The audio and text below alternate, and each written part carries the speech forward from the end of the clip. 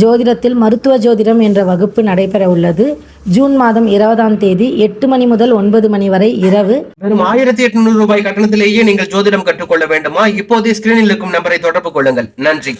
பாஜக மாநில முன்னாள் தலைவர் அண்ணாமலை விடுத்துள்ள செய்திக்குறிப்பில், கர்நாடகா மாநிலம் பெங்களூரு சின்னசாமி மைதானத்தில் காங்கிரஸ் அரசின் நிர்வாக தோல்வியால் கூட்ட நெரிசலில் சிக்கி பலர் உயிரிழந்தது குறித்த கேள்விக்கு பொதுமக்கள் கோவில் திருவிழாக்களுக்கு செல்லக்கூடாது என்று பதிலளித்திருக்கிறார் அமைச்சர் மனோ தங்கராஜ்.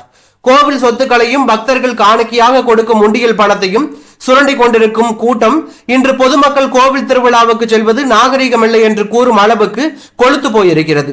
எது நாகரிகம்? தமிழகத்தின் ஒட்டுமொத்த கனிம வளங்களையும் கடத்தி விற்பதா அல்லது ஆவின் பால் கொழுப்பை கூட விட்டு வைக்காமல் திருடுவதா? இந்தி கூட்டணி கட்சியின் நிர்வாக தோல்வியை மறைக்க பொதுமக்கள் கூட்டமாக கோவில் திருவிழாவுக்கு செல்லக்கூடாது என்று கூறும் அமைச்சர் திரு மனோ தங்கராஜ் கொத்தடிமைகளை கூட்டி கூட்டம் போடும் தனது கட்சி தலைவரிடம் இப்படி சொல்வாரா? தமிழகத்தில் கள்ளச்சாராயமும் கஞ்சாவும் போதைப் பொருட்களும் ஆறாக ஓடிக்கொண்டிருக்கின்றன. கொலை நடைபெறாத நாளே இல்லை என்ற அளவில் சட்டம் ஒழுங்கு சீர்குலைந்து கிடைக்கிறது. இந்த அழகில் பகுத்தறிவு பேசுகிறாராம் வெங்காயம் என்று அண்ணாமலை பேசியுள்ளது தற்போது அரசியல் வட்டாரத்தில் பெரும் பரபரப்பை ஏற்படுத்தி உள்ளது.